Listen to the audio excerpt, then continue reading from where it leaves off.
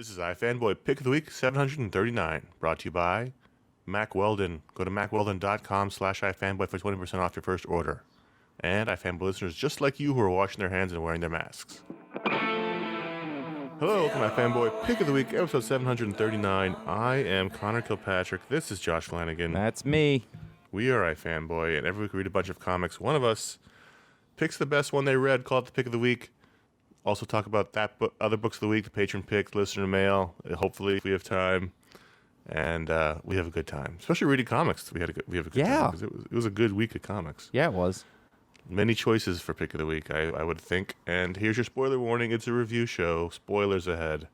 Exercise some caution. Josh, you had the pick. I did have the pick. Like you said, it was tough to pick, but not for the bad reason, which is a nice change. The pick is DCeased Dead Planet, DCeased Dead Planet #1. And I'll tell you right now, I did not want to pick this. There's a whole segment of the audience going, ugh. I know, but like, you have to pick the one that has the most strong points. Somebody in my house. Yeah. Mm-hmm. And you know, when I was looking at it, we're going to talk about all the other ones that sort of had a shot. But when I added it up in terms of expectations fulfilled, art, character moments, delivering what we had come to expect, and then finally plot twists and surprises, it was really hard for me to think of something that I had sort of liked or was better than Dead Planet #1. Yeah, I mean, the thing is, we really like these books, and I get if you don't, you're probably annoyed, but that's not, I mean, it's just the way it is. But you know, the first miniseries ended, and we heard that it was successful, and they were going to expand, and we were like, ugh. Mm-hmm. But because usually what that means is they're going to drive a concept to the ground, and it doesn't mean they won't do it eventually. But right now, almost everything they've done has worked. The miniseries have worked. The digital only series has worked, and now you've got this. This is the official sequel, the 7-issue miniseries. And it's working. This was really good. This was the last book I read, which means this was the most anticipated. Yeah. And my favorite part about it was the time jump. You know, we jump forward. Was it 5 years? I'm not even sure. 5 years later. That's what it says on page 7. And I love that we jump ahead, so we don't have to see them building out the society, or at least whatever their society is. We just jump right into them surviving on this new Earth as best they can, fighting off an alien invasion of that new Earth, because why should the new Earth be any different than the old one? And then something happens that brings them back home. I thought this was terrific, and the Trevor Hairsine art, like in the first miniseries, was stellar. Yeah, that had a lot to do. Is like the original team came back, so it was the same thing as before. We've had a little break from, and it all works. The idea of the thing in the where they went, how things ended up, the fact that John Constantine is still sitting there by himself at the beginning. There was a lot there. Some really fun concepts. The cyborg head, which is sort of like creepy and also really funny.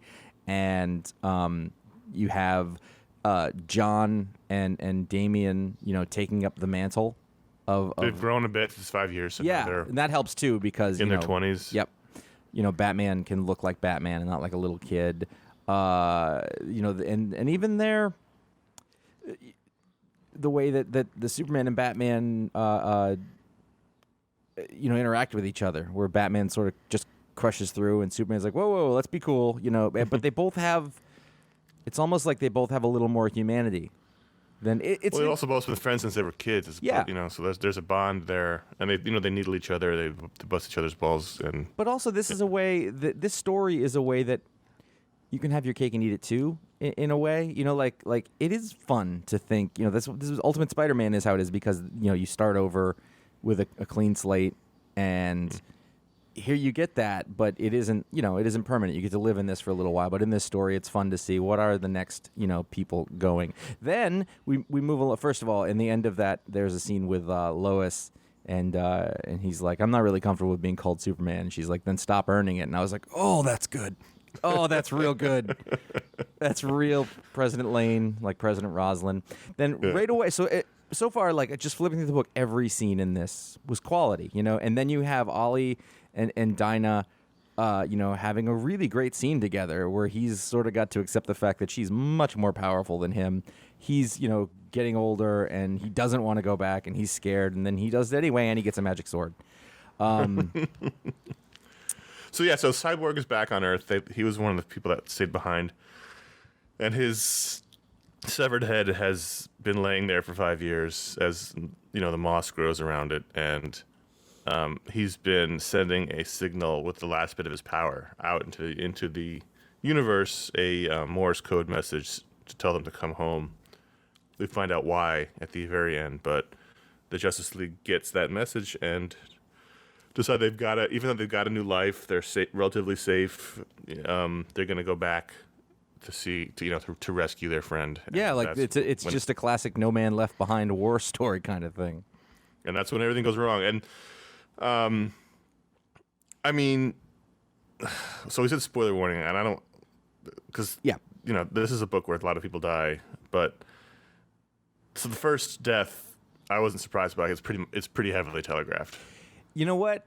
I was, but not. I shouldn't have been. But I was so into the moment that, like, when it all goes wrong, I was like, no, because I was so into it, and I really wanted them to succeed. Like, I lost all of my critical faculties in that way. Sure. Like, I just was in the story. Well, just in the scene earlier in the book when they're talking, I was like, okay, one of them's gonna die. Yeah. I didn't know who was going to be, but I knew one of them was going to die. Well, after it's happened, one of those classic, like, we have to do this thing, even though we're safe here. It's like, oh, well, one of them's dying.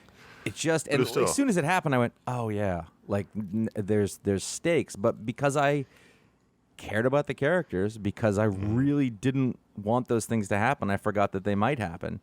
And then there's other things that come up. But the brilliant thing about that is it's the Star Trek 3 thing, is where the big death happens, but that's just the swerve to make the second big death even, or not death, or whatever that means at the end. Yeah. More shocking, because the big thing about Earth that we've seen through all these miniseries is that Wonder Woman is still there and she's still infected. Mm-hmm. Well, Superman has been infected, but he's off. He flew himself into the sun, and he's in there sort of consuming the sun. Yeah.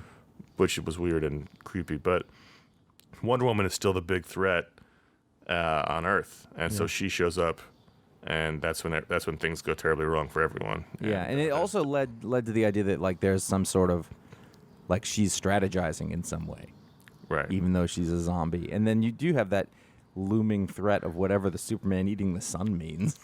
They're like, we're not even going to worry about that, even though that seems like a much bigger problem. It's too big for all of us to worry about. But it was great, structurally everything comes together. The sword comes together, the conversation between Dinah and Ollie comes together, the conversation between Lois and Jonathan comes together. Everything meets at the end. Crypto, there were all of that was a great moment. Yeah, that was a really great moment. It's just.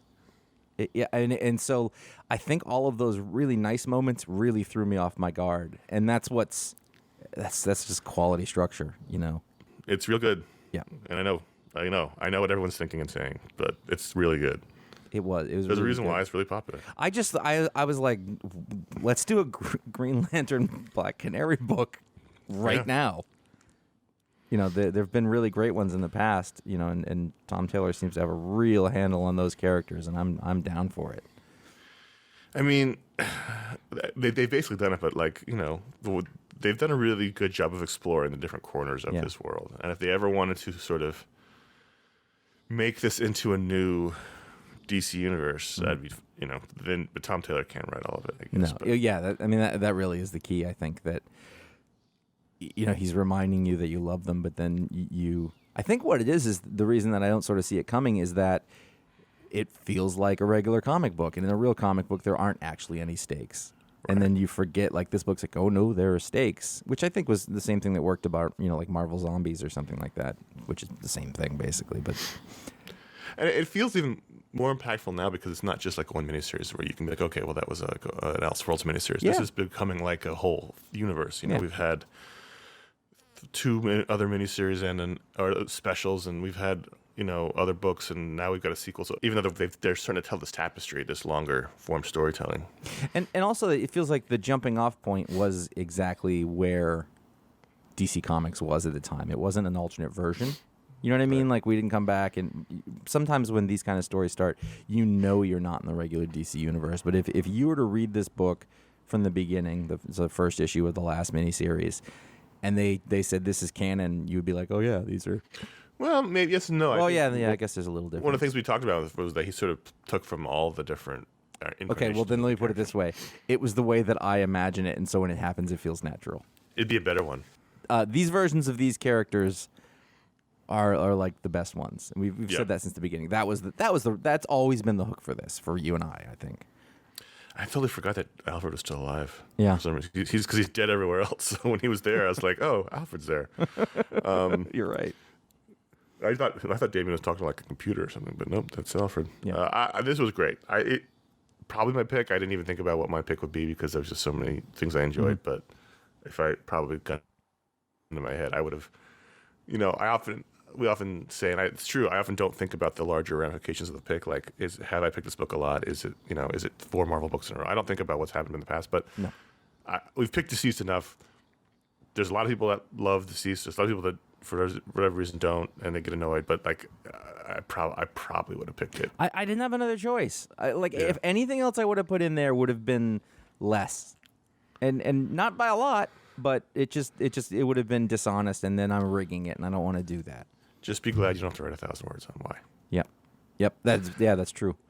Could have done it. Just got to get those muscles back going again, and I think it'd be just fine. Another contender. This is the first thing I read, and I had completely forgotten about what had happened in the first issue when I started. It was Strange Academy #2, written by Scotty Young with art by Humberto Ramos, colors by Edgar Delgado, and letters by Clayton Cowles.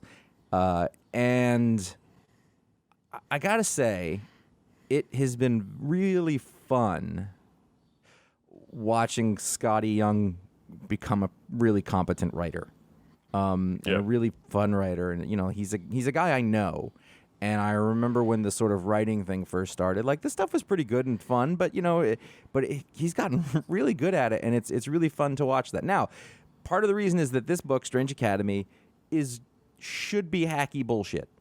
It is a ripoff of Harry Potter and X-Men Academy. There's not really a new concept there, but it's fun. If it has any drawback, it's that there are a bunch of characters, and it can be a little hard, especially since it's been so long since the first issue came out, to sort of know who everybody is and what there is. But it's still handled pretty well. This is a day in the life of the first day of classes or whatever, and it's it was really fun to read. And then at the same time, you have Humberto Ramos is always a really fun artist, but man, I think he was shining on this one. I think there was some really great sequences. It was a good kind of book for his strengths to shine. Well, he does giant creatures exceptionally well. Yeah, and, magic and demons, and so that he does. I love his character work, but he's also extremely good at that kind of world. So he's almost like the perfect artist for this book. But at the same time that's happening, they're all characters. It's not just like, here's a big monster. They've got postures and facial expressions and real storytelling. He's a cartoonist. Yeah, totally. But and if you look, a lot of this book really is just people, quote unquote, talking. Yeah. Like, there's not action on every page. There's not a bunch of stuff, and it's beautiful, and I think the colors lend themselves to that in a way. Like, this book in this setting is a really cool way to sort of let loose while still living with grounded characters. So it's not just look at these amazing visuals and concepts. It's people who you've starting to care about. Well, I'm glad I read it. I almost didn't because it had been so long. I think the first issue was pre comics not coming out, so I think it's been 3 months. And then I thought, well, maybe I'll read the first one again, but I just didn't have time. I had a lot of books, and I just had other things. I didn't have time to do it. So I said, well, I'll just read it, and hopefully it works. And it worked because I didn't remember the characters. I didn't remember the characters exactly. We're looking at 4, 8, 11 characters on the character sheet in the beginning, and I don't know who any of them are. Emily, Doyle, Zoe, Herman. I don't know who these people are. But by the end, I still didn't necessarily know who the characters were specifically, but it didn't necessarily matter. This is basically their first day at the academy. If I recall correctly, the first issue was them getting invited to the academy, sort of the introduction, and this is a magic academy for the Marvel Universe. So it's like a school for young magicians or young magic adept people that's run by Dr. He doesn't run it, but it's like Dr. Voodoo and magic, and so it's basically, as Josh said, the X-Men or Harry Potter for the magic set. Yeah.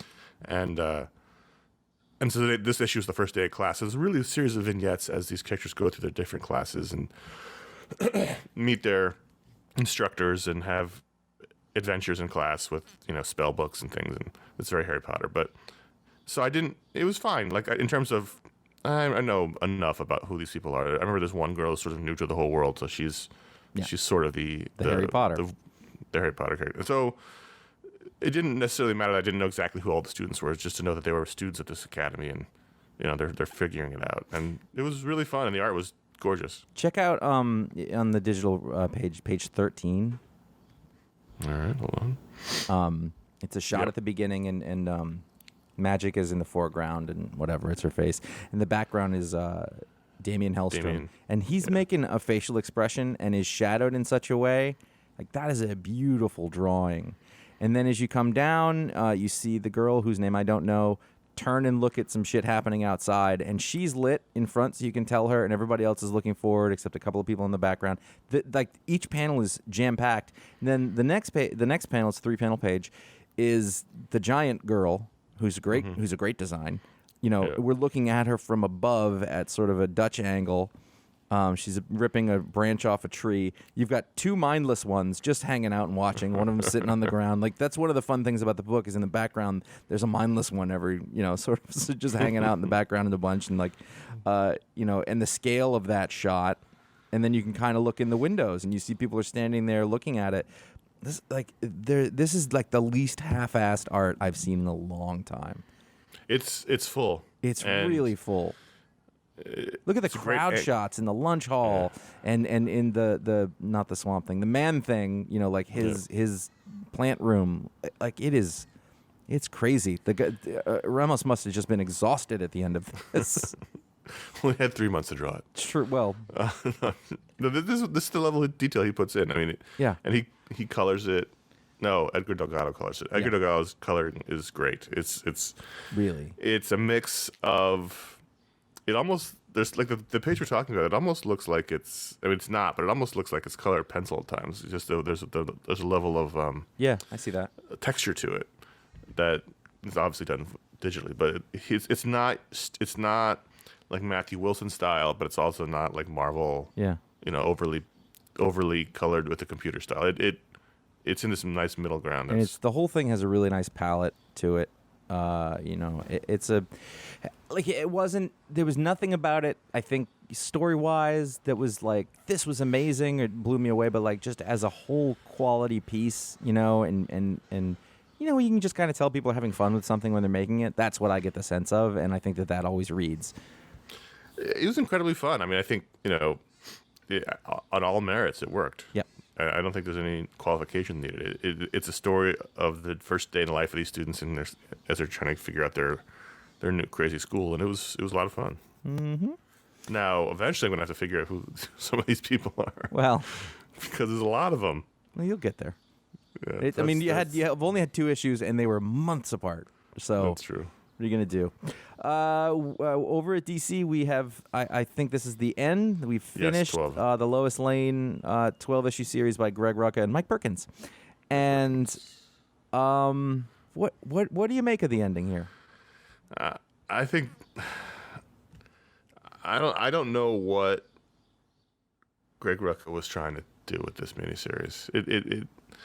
It was really interesting in the beginning with Lois sort of off on her own, writing this expose about some Russian murder and people trying to kill her, and sort of dealing with her husband and not letting him get involved. And then it sort of twisted, and we added the question in, and then we added some like skeleton lady, and then there was a nun, and once all that got added to the story, I feel like it fell apart. I don't know what we were trying to do here. I think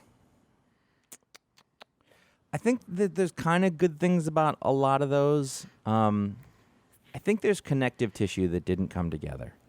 Yeah. In the beginning, we kind of didn't know what she was working on, and then the reveal of what she's working on wasn't. I don't even know what she was. I mean, what she was working on is basically it's, like a phenomenon of people who have sort of hopped dimensions and worlds, and it's messed them up, and like this is a thing that's going on, in their world, which makes sense. And in this world, it would be kind of thing where just like a journalist would sort of discover it and talk about it, and you'd read it in the Sunday paper, and then you'd move along, and they kind of just accept it. I never quite knew what was going on with Renee Montoya. Like, I got her relationship with Lois, and I think that was really good and fun. Everything else she did away from that, I wasn't sure what was going on. She's got the girlfriend in this, and was that the skeleton lady after they exorcised her in the last one? I think so, yeah. I never quite... And also, like, there's this thing that happens, like they're very obvious about the fact that Renee is with this woman, and like they're like, we, hey lover, and we kiss, and I was like, all right, you don't need to. I was about to say shove it in my face, but that's something that somebody would say who's homophobic, and that's not what I mean. If it was, it's been 10 years of her as being like an accepted out character, and it's like we don't chill out. And then also like there was a kiss between them. And it was like this much too graphic. Like it was like two tongues met each other on the panel, and I was like, what is this? Like I don't want that. It doesn't, not because they're women, just any characters kissing like that in the middle of a comic book. It's drew me. I was like, why are you showing me this angle? It's weird. Then there's that, and there's all the other characters, these other women that came along. I don't think were ever defined very well. Like, I started to understand the nun. It's just like it was just too much in the pot. There was a lot going on. I think that was the problem. The more that got added, the more confusing it was. There was good things I liked. Yes. When she went back to the planet, and shockingly, all the stuff.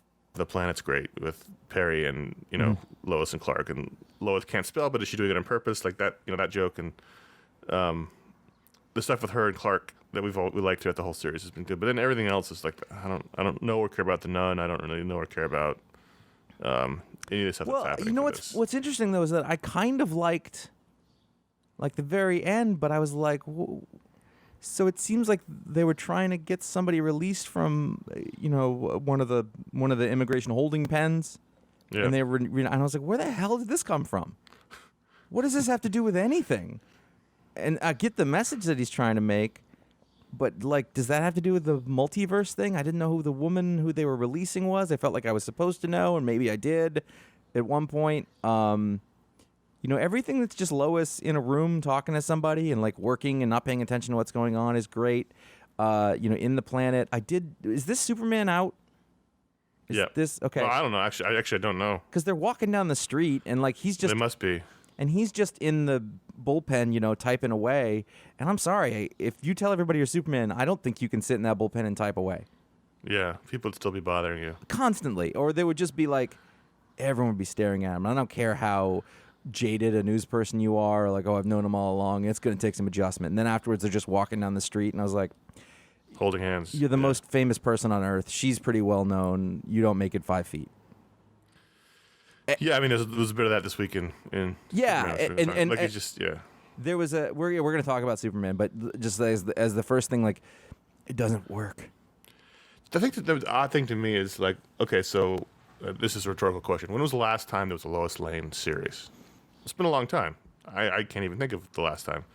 And so here's your chance. Greg Rucka, clearly who loves the character, wrote her really well in other incarnations. She's a great character in this.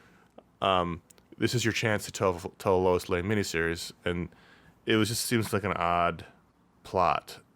Like this is it. This is your finally the chance to tell like a full year-long Lois Lane story where she's the star, and it was very convoluted. I think there were really good ideas in here. I think it was an issue of execution, because I think what he's trying to do was introduce a huge sort of cosmic superhero concept in this multiversal thing and displacement and all that stuff, and have her attack it the same way that she would corporate structure or an environmental, investigative piece. I just don't think it came together. Yeah. I still enjoyed reading it. I enjoyed reading it for the most part, but I think there was a few months where I was just like, I don't know what's happening here or why. But there's always something in each issue that to be like, ooh, Greg was terrific. And Mike Perkins is good, though sometimes inconsistent. He's brings a different energy to DC.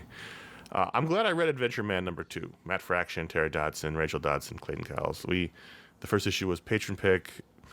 Here's another 48-page issue. I don't know why they keep 40 doing pages? 40. I did not notice it this time. Yes, I don't know why they keep doing this. They're not going to be able to keep this pace up. Like, you've got 4 issues worth of content here, But this was better. Yes. And this was much better. I think it was much more focused. So the first issue was split between the fantasy world in the books of Adventureman and then the real life, where we meet this crazy family and clearly the woman who's being positioned as the new Adventureman. So in this issue, we get to focus more on her, and I liked that much more. I mean, there's some good concepts in here.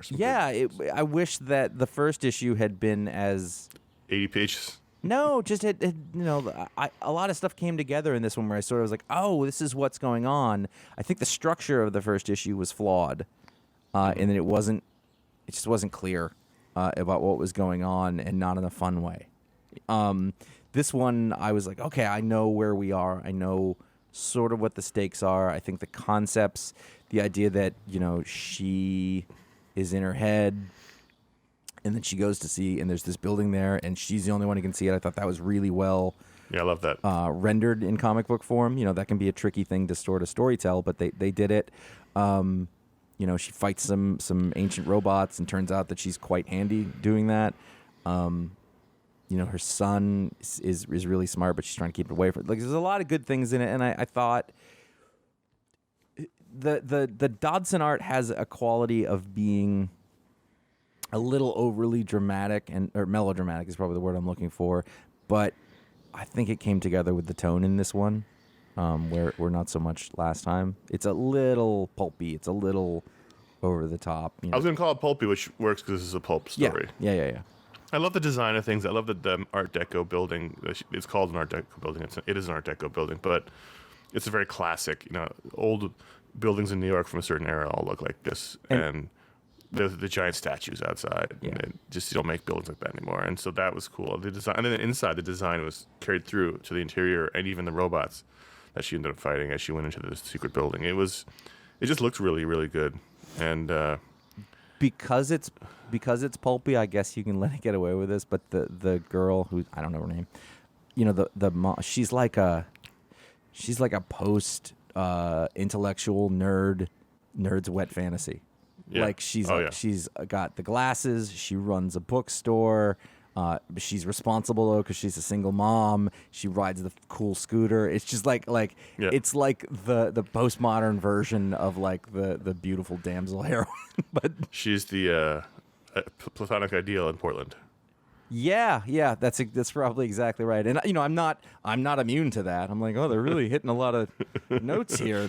Checking a lot of boxes. Yeah, but it's this close to being like, all right, get off that nose. You're on it. But it was a much more cohesive issue, and I enjoyed it a heck of a lot more than the last one. And I'm also glad I read it. Me too. Speaking of other things I'm glad about, I'm glad to have Mack Weldon back on as a sponsor this week. Yeah. But not as glad as I am that I have found them and pulled them into my life. Yeah. I'm glad that I've got a package arriving today. With new Mack Weldon gear, which we'll talk about in a second. Mine arrived. That's what I'm excited about. Mine arrived 2 days ago, so don't you worry. I can fill in the blanks. Mack Weldon is better than whatever you are wearing right now. It's a premium men's essentials brand that believes in smart design and premium fabrics. And to that, by the way, I said, honey, I got some underwear coming. And she said, do they make anything for women? I went, no. So that meant I didn't have to buy a bunch of other stuff at the same time. And I know that is horrible. And I recognize it, but it was like this one is mine. This is mine. You can't have everything. I know in the world there's a patriarchy, but it does not exist in my house. I was like, no, this is for mine. Every time I buy something, I have to buy one for all of you, but you can't. I got these, and I'm wearing them, and I'm happy. Is that wrong? I don't know. Mack Weldon offers industry-leading underwear and much more than that. It's a one-stop shop for all men's basics, like socks, shirts, hoodies, underwear, Vesper polos. I don't know what a Vesper polo is. Do you? Sounds sexy, though. It does. Vesper. It's like a Bond girl in a polo. Yeah. Four-way active shorts. Well, that's one of the ones I've got coming. Yeah. I actually... Yeah. I knew that for some reason. Because I sent you a picture of my order. That's so where we're at. No, we're totally at that. The deal is it's about smart design. It's about premium fabrics and about simple shopping. You can work the website. It's not going to be like, you're not going to have to call your kids to figure out how to work the website. You'll be good to go. It will be. This is not might be. Will be the most comfortable underwear, socks, shirts, undershirts, hoodies, and sweatpants that you will ever wear. And I'm saying that's true. That's the case. They have silver underwear and shirts that are naturally antimicrobial, which means they don't stink. You want to be comfortable. So if you don't like your first pair of underwear, you can keep it, and they'll still refund you, no questions asked. But you're just cutting yourself off the knees there. I don't see why you'd do that. So I had a shipment arrive 2 days ago. By the way, I ordered on Sunday. It was fast. It was here by Wednesday, which I didn't expect to be so quick, especially given all this. Now, that's not a promise. That's not something they said, but that was the deal. So what did I get? I got some extra 18-hour jersey underwear. Those are my standard. I get some of those. But I also went and I got some of the AirNet ones, which I've never gotten before. Oh, interesting. Pretty good. They're very. I don't know. It's been very hot out here on the East Coast. Very humid. They breathe. And they noticeably breathe better. I was like, oh, this is fantastic right now. I had not been aware that I was lacking this in my life, but I was very, very happily surprised. And I got a pair of swim trunks. Yes, because I hadn't had any, and yesterday I went and picked the boys up. And then we got in our little pool outside at the end of the day. But you have no swimsuit until now? They don't fit. Well, yeah, let's talk about the last 3 months, what that's done. Well, they don't fit, but also they weren't. It just wasn't. My wife looked at them and she goes, "Those look nice." And I was like, "What do you mean?" She goes, "They just don't look cheap and crappy like the other ones you have." And I was like, "Yes." So there's a little give, there's a little stretch, like the Velcro in the front's real nice. It's got those sort of sealed zipper kind of things that are going on. I don't think the pockets are waterproof, but and they're a little flexible. They're kind of it's like the right length, not too short, not too long. Yep. And they're just it's a nice pair of swim trunks. And I was very happy about that. Like refreshing the underwear drawer is just. There's nothing better than doing that because you're getting that every day.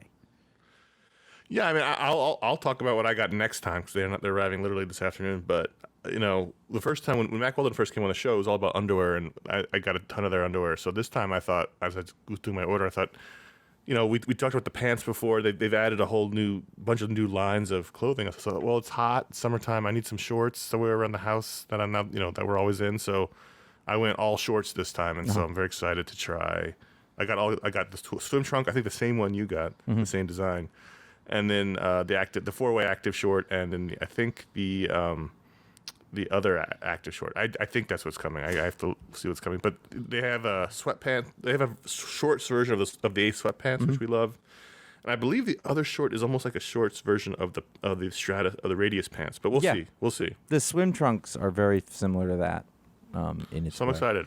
But listen, we're almost done with this. But that's not all. And this part was really cool. So they have their own free loyalty program called Weldon Blue.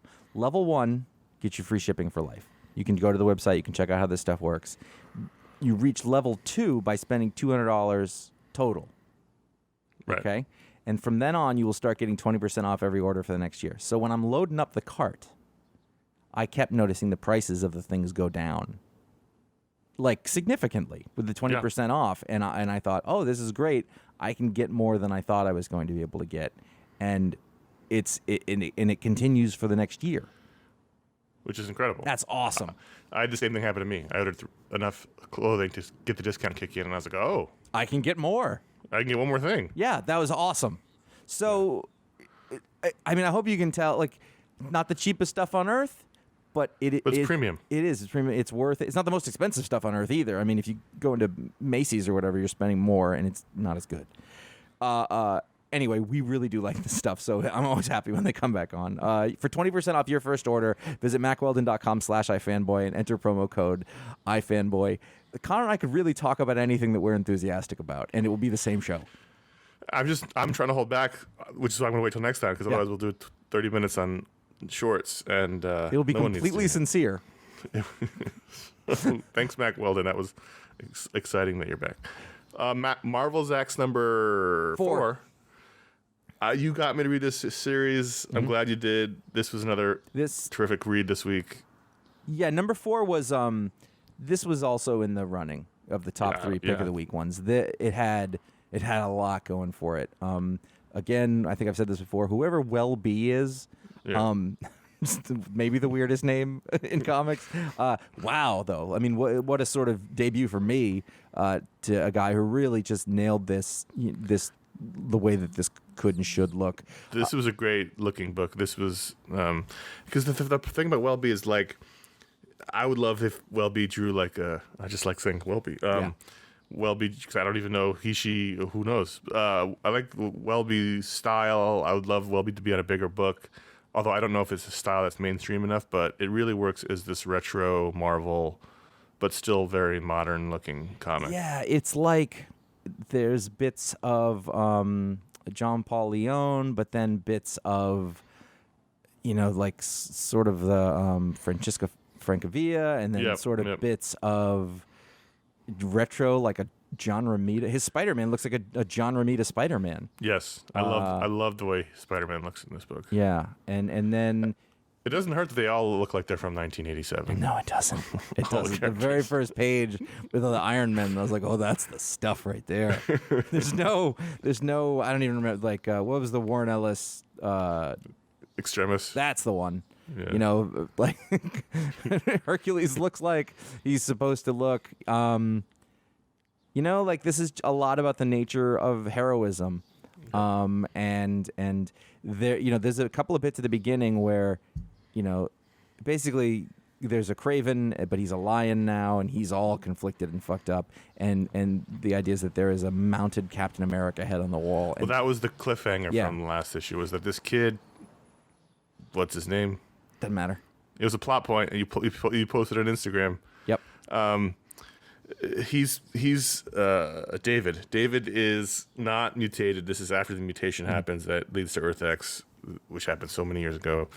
And he's come to New York to find heroes to save the day. He wants to find Captain America. Captain America is the one who will save him. And then he gets to the end of the last issue, and Kraven the Hunter captures him, and we see a mounted head on his wall that's Captain America, and that was the big cliffhanger. Yeah. And that's not exactly what happened in terms of not all what it seems is not all what's happening. And the last thing I'm going to point out is that they are all in their costumes from that era, except Hawkeye has 4 arms.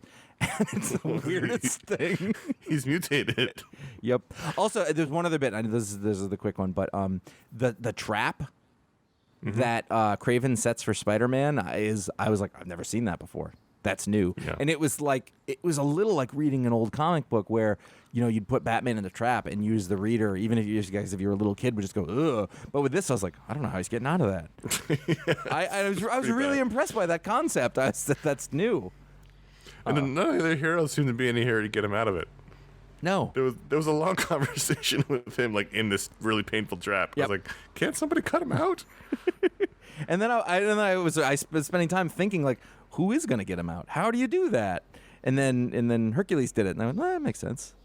You can't cut him. Anyway, read that. It was good. One of the things about there being like a 4-month or 3-month break of comics coming out was I feel like I'm constantly coming out of a coma. So, like, Doctor Strange number 5 comes out, and I was like, have I been reading this?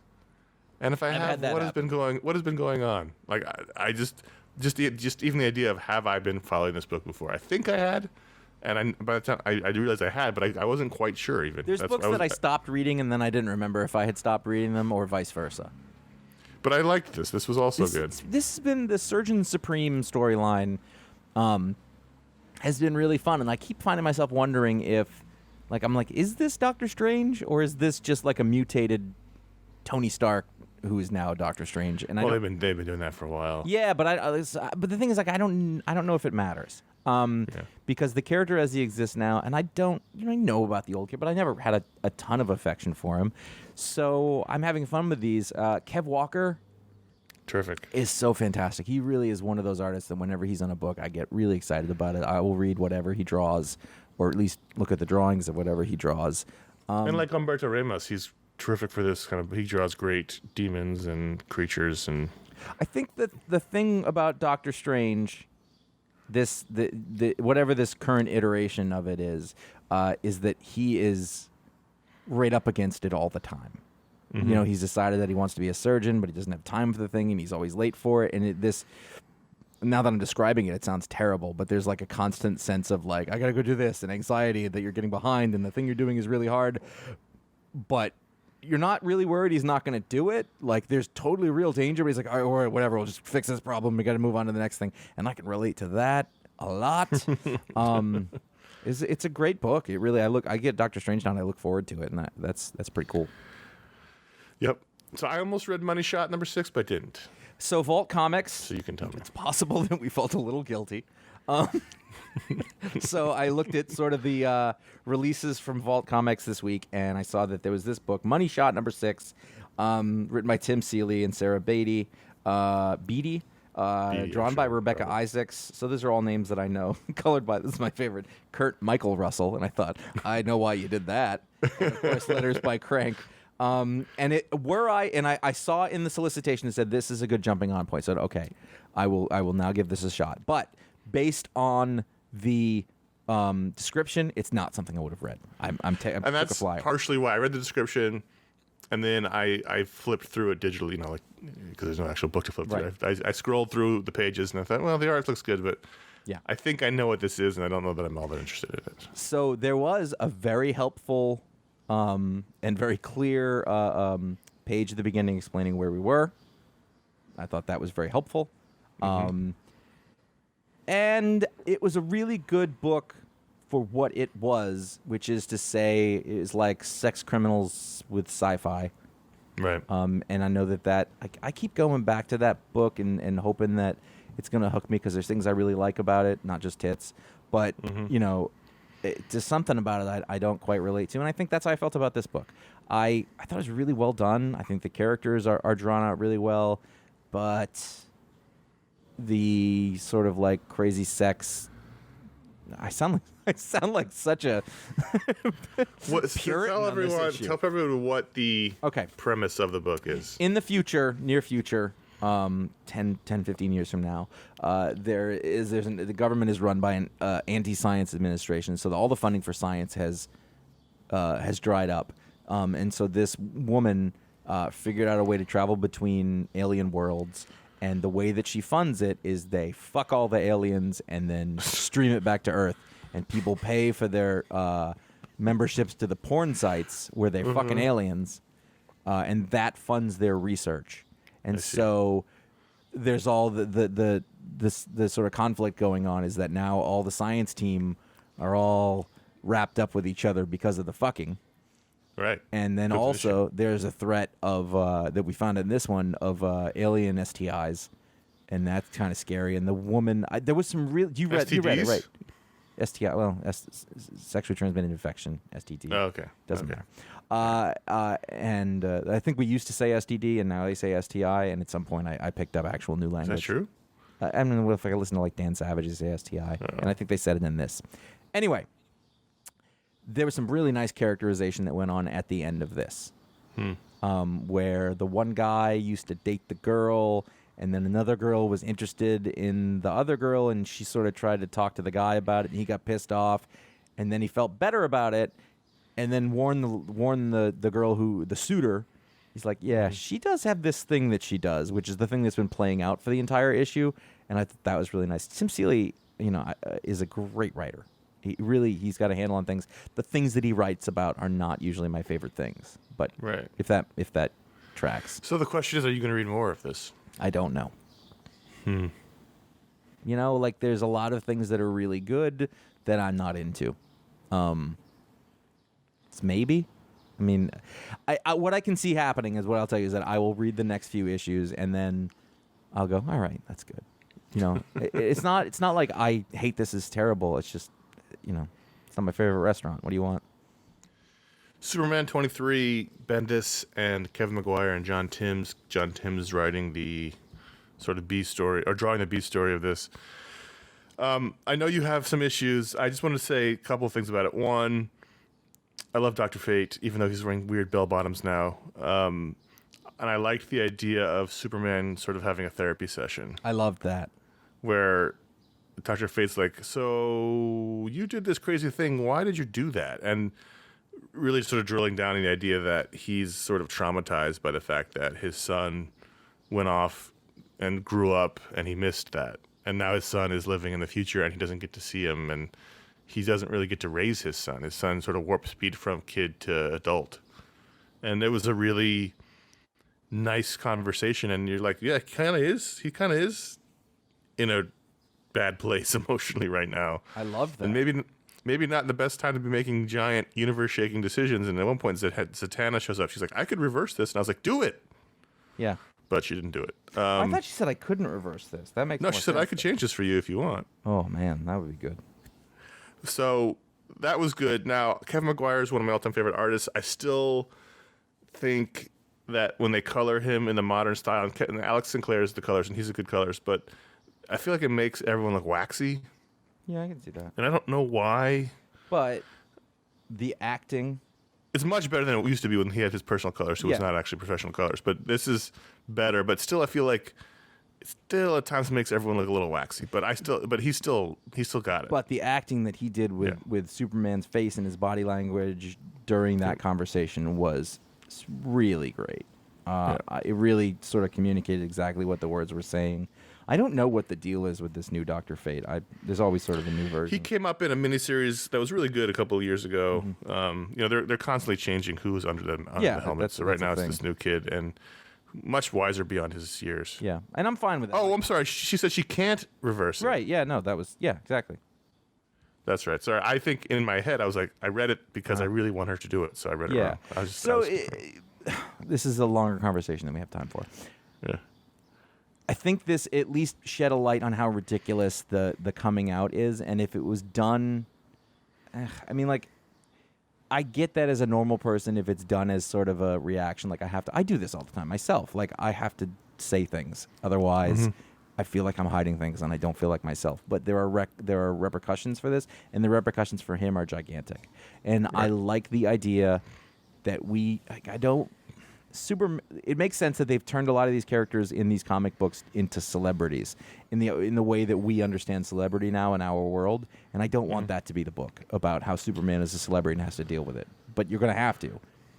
Yeah, I don't like doing away with secret identities. I think they're an integral part of these worlds and are important. There's a point this week in Batman where, the idea is that the Joker knows who everyone is, fine, but then he's like calling him Bruce in front of all of his minions and henchmen, and I was like, so now everyone knows? Like, it's a major, I think, important part of these characters, and to do away with it, I think, is short-sighted. Well, I think that the strength of it is, and now I think I understand the way they did when I was a kid, the strength of the secret identity is that you get to see them as people. Right. And as regular people, and not Bruce is rich or whatever, but like he still has but Clark Kent, you get to watch him as a John Q. Public, and I think that is important, because otherwise they are just these huge beings, and they have no other side.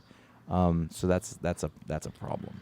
I did want to mention one more thing, and I told you guys this, is that a long time ago, you may remember that when Bendis first started writing the Avengers and bringing Wolverine in, he couldn't write Wolverine. He couldn't do it. It didn't sound like him. It was like he was kind of Southern, I was like, this isn't him at all. And his new Wolverine is John Constantine. He cannot write this character at all. I don't know who this dude is. I don't know why he's talking like this. It's terrible. It's terrible. It's a great book. Stop writing John Constantine, Brian Bendis. Maybe eventually he'll find his way to him. But yeah, he did. I guess he did for Wolverine, but he's not there yet. So those are the books we wanted to talk about. But we have the patron pick of patreon.com/iFanboy. Every patron can vote out of the book to the rundown. This week it was no clear consensus week, so a lot of votes spread out from a lot of books, and the winner ended up being Empyre #0: Fantastic Four, written by Dan Slott with art by R.B. Silva and Sean Izaksky. Izaksky? Yeah. Colors by Marte Garcia and Marcio Menez, and letters by Joe Caramagna. This is the counterpoint to the Empyre #0: Avengers book we talked about a couple of weeks ago. And if you recall, in that book, the Avengers found out that the Kree and the Skrull had teamed up for the first time ever to take over the universe, and they were invading Earth. There was an armada coming, and we zoomed in on that armada, and we saw a ship that was being piloted by the Fantastic Four. We thought, oh God, why is Fantastic Four on their side? And so theoretically, this issue is going to tell us that it was all just a coincidence. Yeah.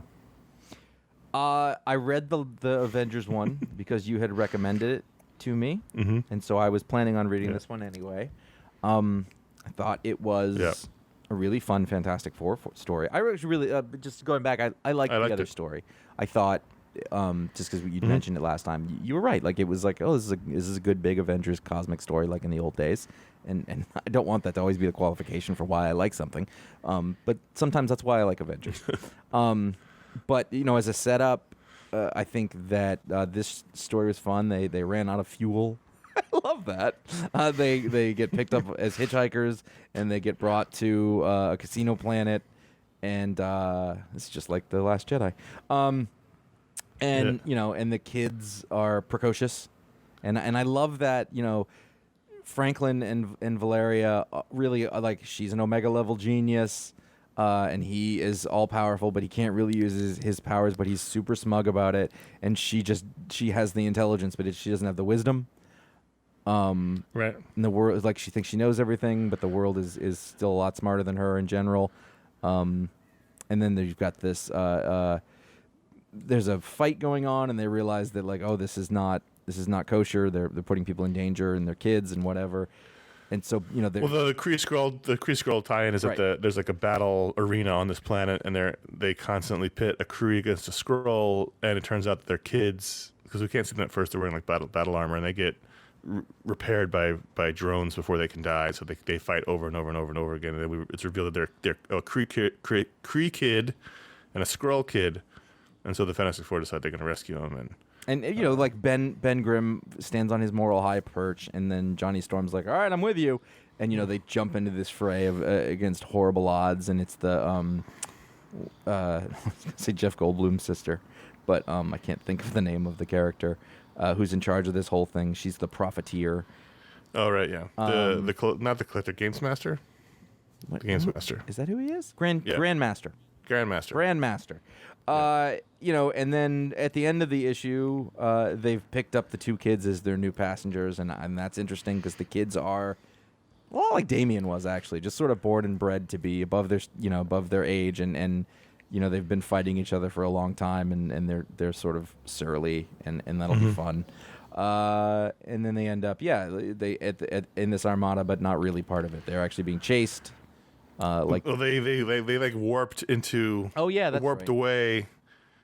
warped away from where they were to home, and so they pop up outside of Earth. It just so happens there happens to be an invasion armada there, so they were sort of there by coincidence. They were not part of the invasion.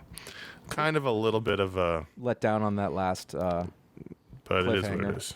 But good Fantastic Four issue.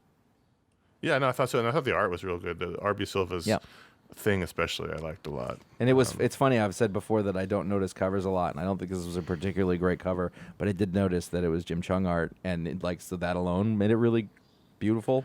I don't like. He did the other cover too. Yeah. Yeah, I don't like the logo for Empyre. It's too small. It's weird. It doesn't.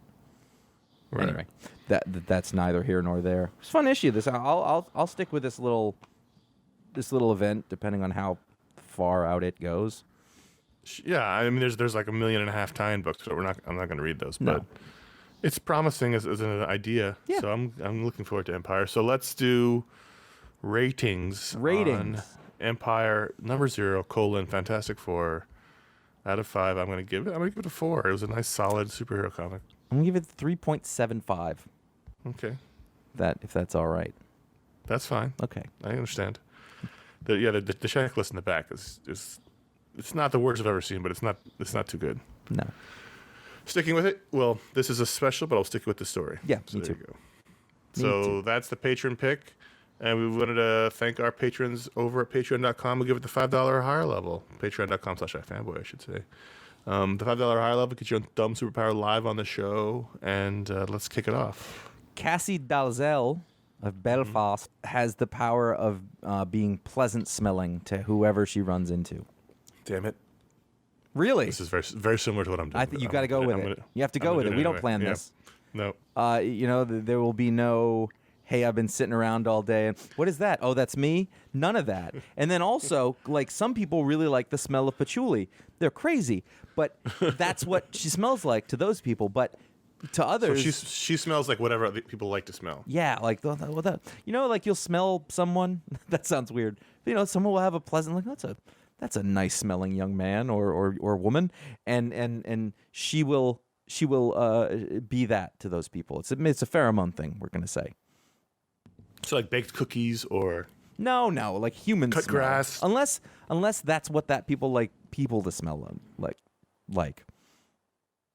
It's not a Yankee Candle. I see.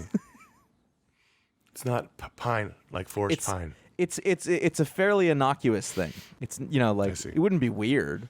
Like that's a lovely perfume. Or musk, or whatever it is that people like people to smell like, that's what she smells like to those people. Okay. Miranda. Lynn Mario Miranda. Lynn Mario Miranda is he's always like he just showered. Wow. So doesn't get dirty, doesn't smell. Can sleep for 12 hours, wake up, and it's like and just feels always. It's freshly showered. Huh. You know what the problem I'm having right now is at this time of year? Is the immediate post-shower sweat. Yeah. So what I've learned to do, it took me way too long, is to slowly turn the temperature of the water down over the course of the shower. Yeah. There's also the post-shower moisturizing, which combining with the moisture in your skin from the shower, suddenly your head's covered in water. Yeah, it doesn't work. Yeah. Sweat the moisturizer off immediately. Yeah. It's a tough time, but Mario always freshly showered, even after working out. Physiologically, it's not an odor. It's just a physical. It's clean. It's now always peak cleanliness. Now I know this isn't really an issue for you, but there is a hair issue there, because you don't want your hair right after you get out of the shower usually too wet.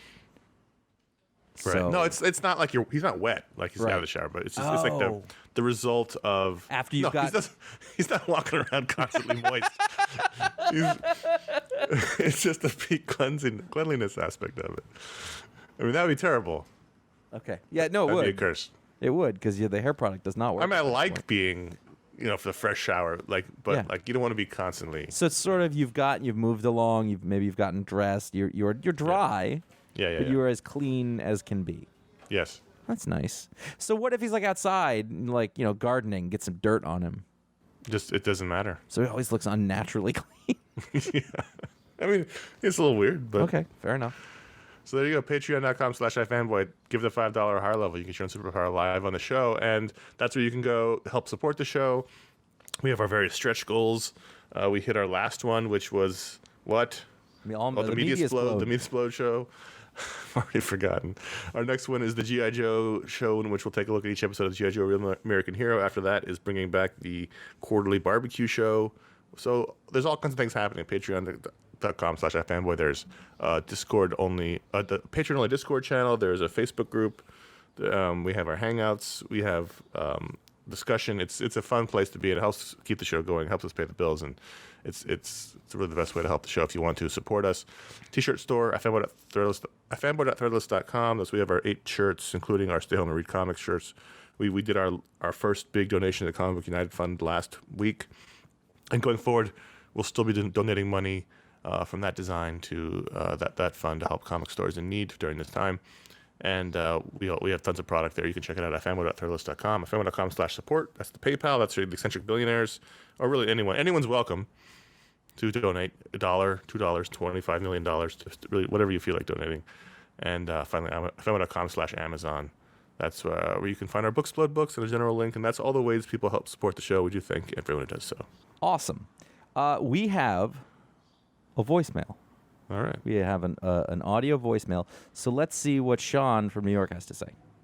Hey, iFanboy. This is Sean calling from New York City, the COVID capital of the world. I am calling because of the world we live in and what it's reminding me of. I feel like we have a perfect storm brewing of mask-wearing culture from the virus, recognition that we live in a police state with mass surveillance, and that's how it might be best to keep one's identity hidden, and then like the overall kind of concept of identity fluidity. I think The Private Eye by Brian K. Vaughan is the book of our time. Please discuss, agree or disagree. So, you've mentioned this before. You reference this book an awful lot. Oh yeah, it's a great book, and it was really sort of prescient in a lot of ways. I just bought it for someone who hadn't read it. Like he's not wrong. It's very much, Well, the first time we went out to the grocery store, during the pandemic, and everyone's wearing various cobbled together homemade masks before masks became a widely available thing to buy. Handkerchiefs and shirts and all kinds of things. It felt, and we all treated like it was normal, like we weren't in this weird position where everyone was covering their face. It felt very much like The Private Eye, which is a world in which there's no privacy anymore because the cloud broke open and everyone's secrets spilled out. And so wearing a mask in public, sort of hiding your face, has become the thing to, the societal thing to do. And that's what it felt like going to the grocery store during the pandemic, which we're still in the middle of. So yeah, I think he's totally right about that. It's really interesting how quickly it went from this is odd to this is normal. Like when it started, I was probably an early adopter of the mask because I read. Yeah, that's right. That was a dig. So suck it. And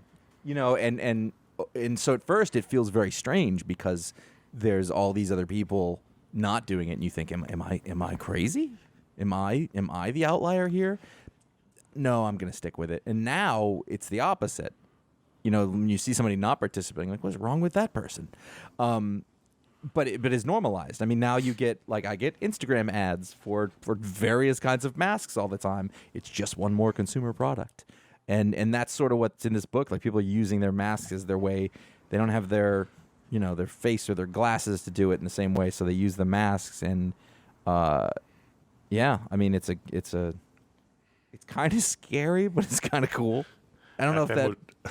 iFanboy.threadless.com for your masks. There you go. Yeah, no, I remember the first time going to a bank, and I literally had a handkerchief on like a bandit, and I thought, isn't this weird? Like, if I worked in a bank, would I be constantly on edge? Because everyone in the bank has got their face covered? I went in a store the other day, and I don't remember what it was, but it said, there was a sign. It was the first time I'd seen it, no hat, no sunglasses. Mm-hmm. So, you couldn't... Because I've gone into... The mask didn't get me so much, but I have gone to the place wearing a hat and sunglasses just because I had them on, and I thought, I could get away with anything right now. But I got to say, I love having my anonymity in public. And I don't mean that in the way that because people are constantly stopping you for autographs. Well, no, in the past, in New York City, I think that I was always on alert that not a lot of people, but there would be one guy out of 5,000 who'd be like, hey, and it wasn't bad, but it just made me self-conscious. But not only that, I just like being a dude out in the world. I don't, people have to go to their neighborhood place and have people recognize them. I hate when that happens.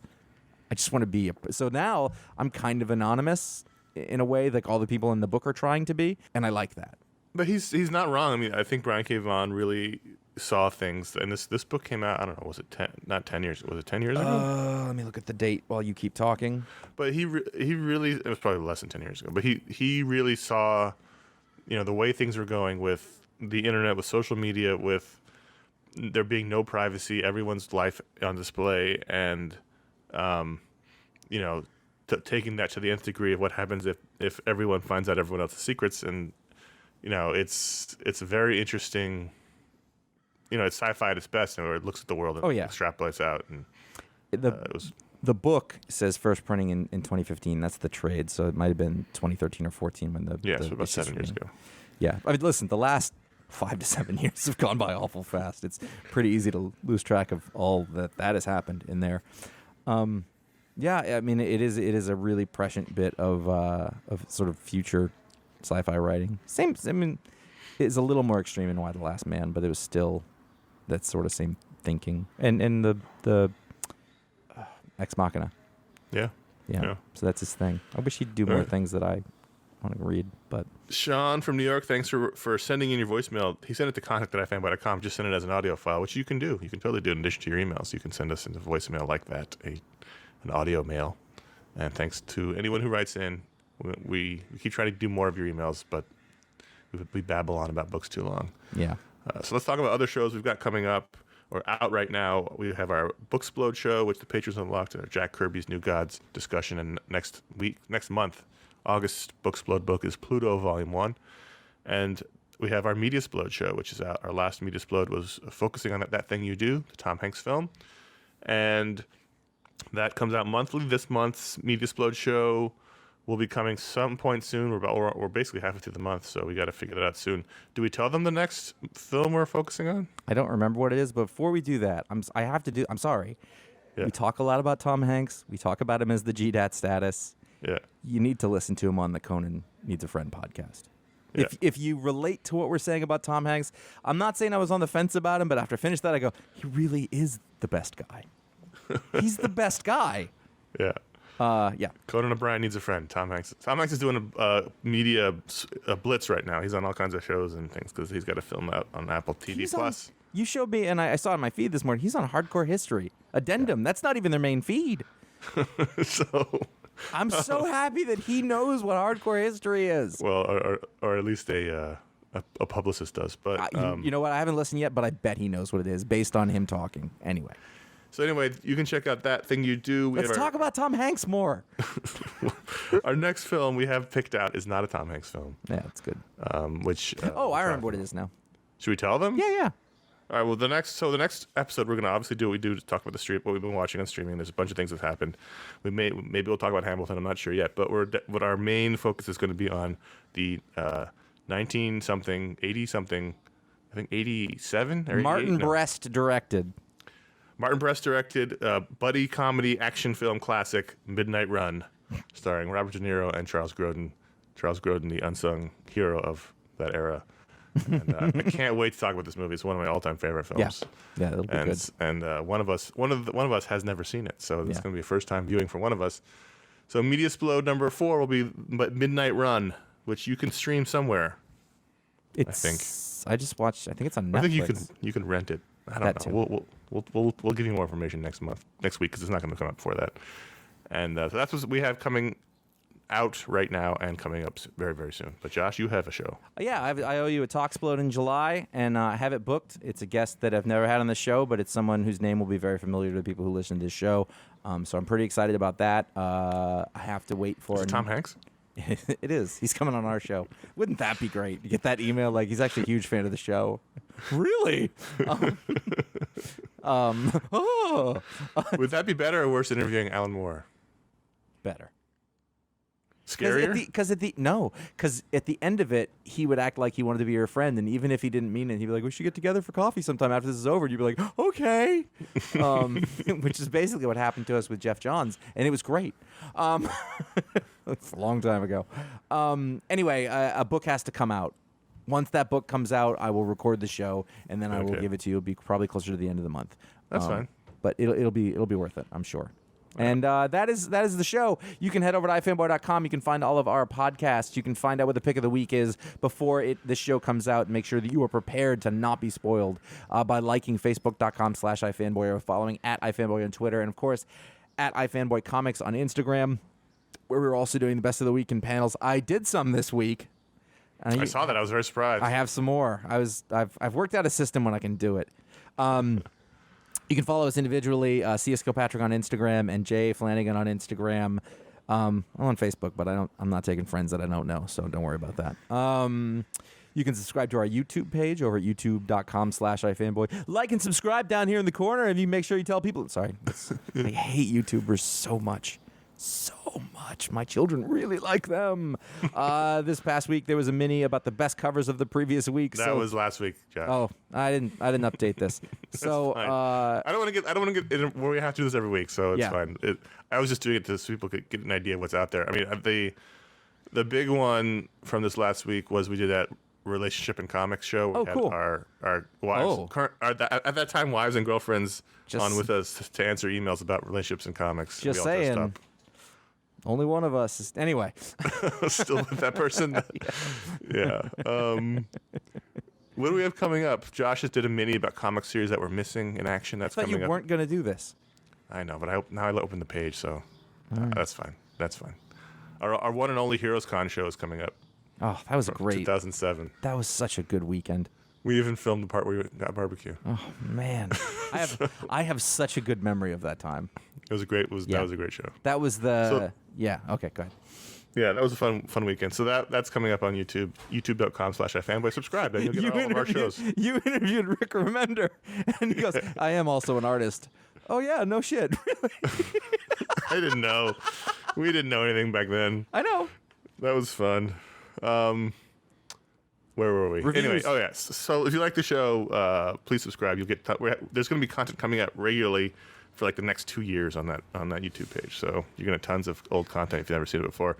If you like this show, please leave a review wherever you listen to podcasts, Apple Podcasts or Stitcher. Is that still a thing?